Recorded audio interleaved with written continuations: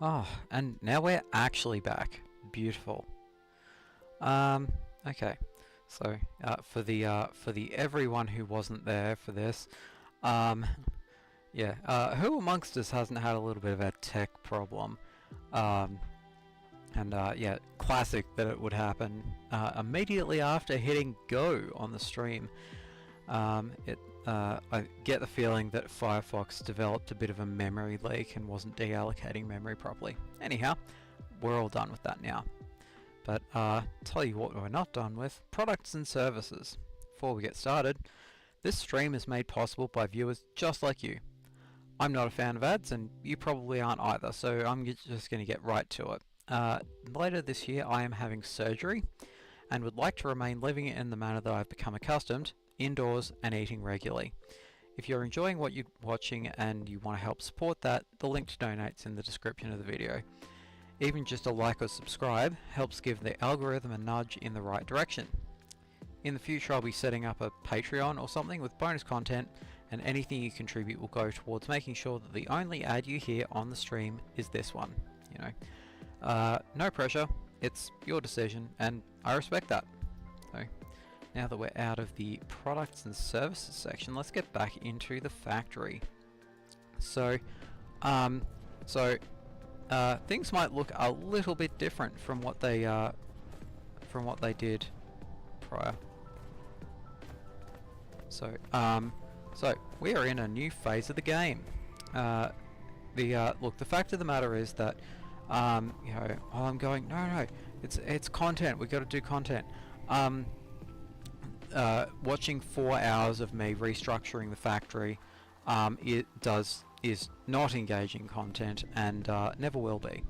So what I've done is I've taken out a couple of the what are you doing? They're just stuff that's landing here? Probably. Maybe. Oh, that might be my fleet.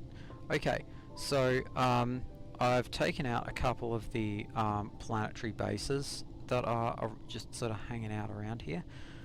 They were really chewing up time and energy, so yeah, they had to go.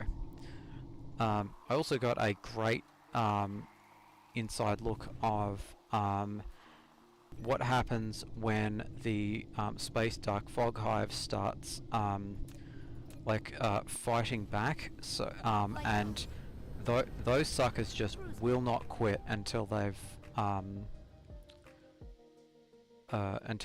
gotten what they've came for in some fashion.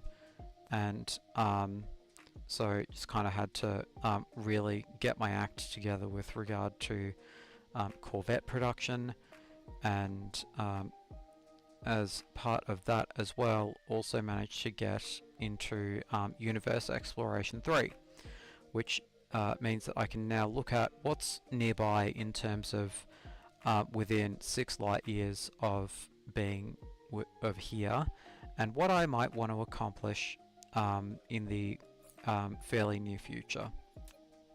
So inventory's still a real crap show, as you can see.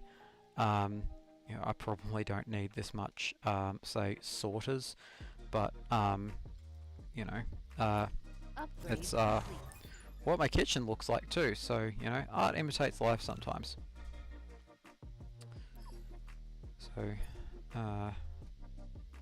so don't worry, coming for you in a hot second.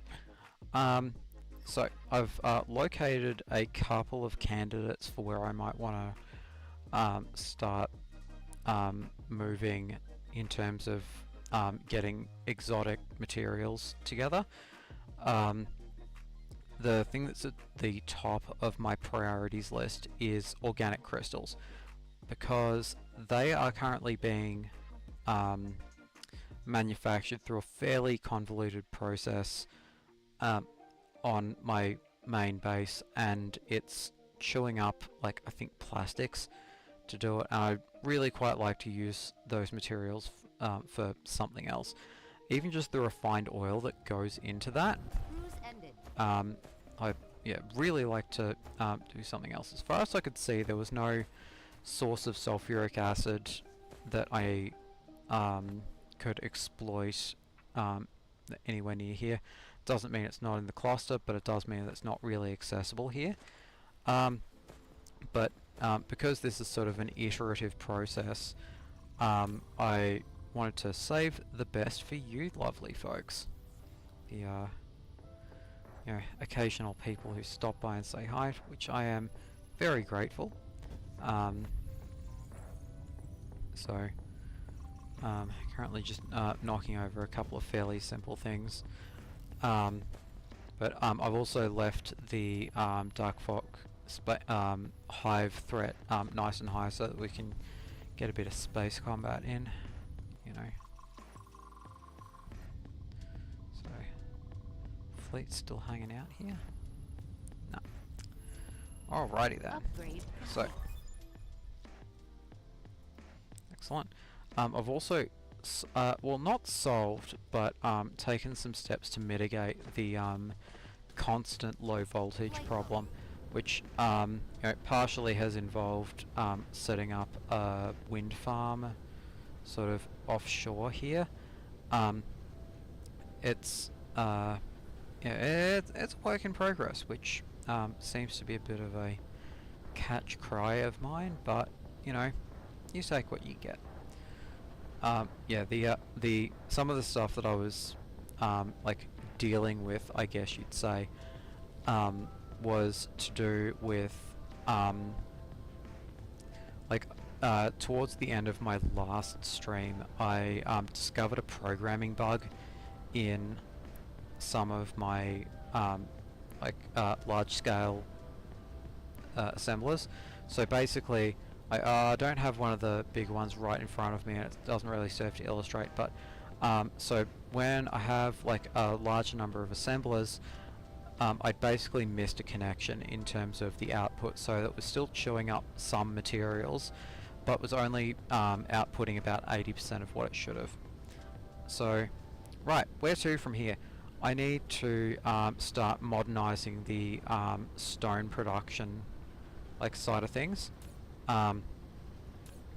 It's, provide, right, what else we got in here? Solar sails.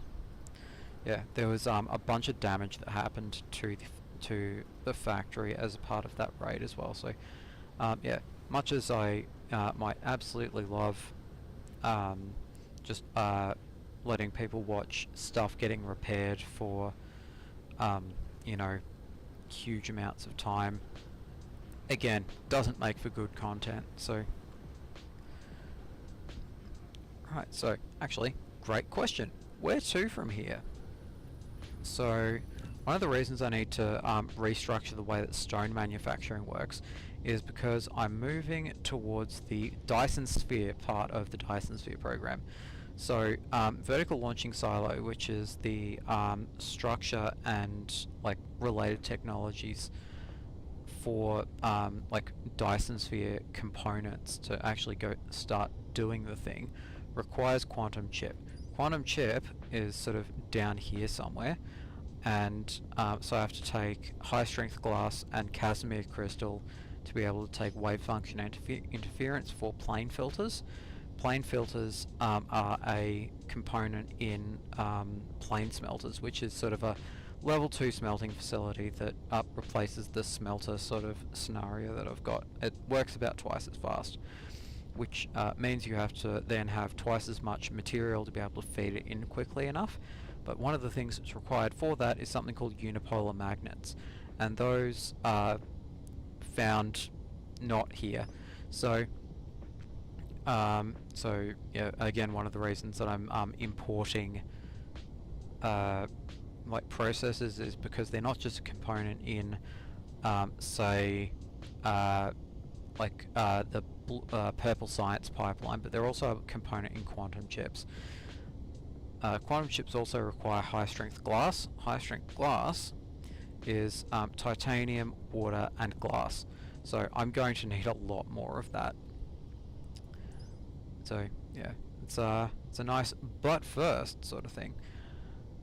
In terms of sort of like waterproofing some of this stuff, I'm actually going to take attack drone now. So it's long past due, and yeah, it's my lack of investment in defense manufacturing is becoming really apparent. So so let's also take high strength glass. Probably could have taken it earlier, but you know, and Casimir crystal as well. So Casimir crystals require titanium crystals. Titanium crystals require organic crystals. So that's the general direction that I'm going, and the rationale behind why I'm moving in the direction that I am. But because where we're going, I think I do have time to do this before the dark fog arrives. So where we're going, behold the star cluster, which you might remember if you've been watching since episode 1. So got all of these things, but one of the candidates I'm looking at is the Algebath system, M-type star. The Star Trek people amongst us will know. So if I just fly there with drive engine 4, or at the maximum speed that I can currently do, it'll take me 2 hours to do. That's not good enough, because that's, you know, it's a 4-hour round trip. So but if we go view the system, one of the things that it has is organic crystals and also gating crystals, which and stalagmite crystals and kimberlite ores. So there's a lot of like high value components just sort of hanging out here. Not to mention the iron ore and copper ore sort of components, and it's just a really resource rich system. And you know, it's yeah, that's one of the places that I'm considering right now. So you know, there is a space dark fog hive there. There's a couple of planetary bases here which I can't see what level they're at. That is, like, it has a water ocean on it, but the thing I'm really interested in here is the organic crystals. That will let me just completely disassemble the organic crystal pipeline and replace it with something a lot more efficient. The other candidate that I'm considering, so let's see, just for argument's sake for this one here as well, so this is an ice planet, so even though it technically has a oh no, it doesn't have an ocean type, right? So cool. So beautiful. Mineral depleted. So it has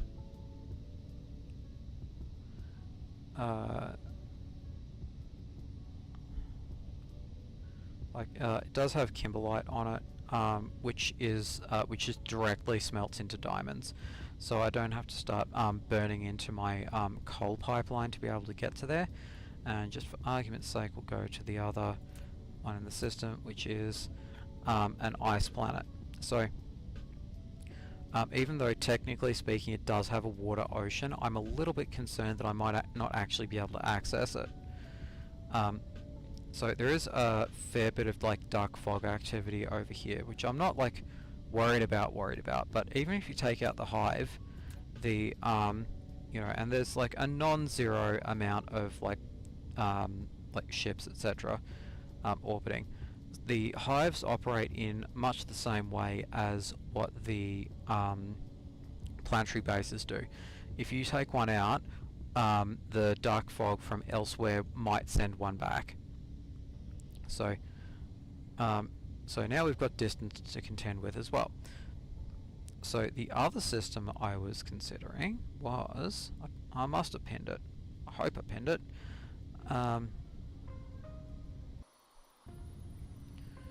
okay, come on, we can do it.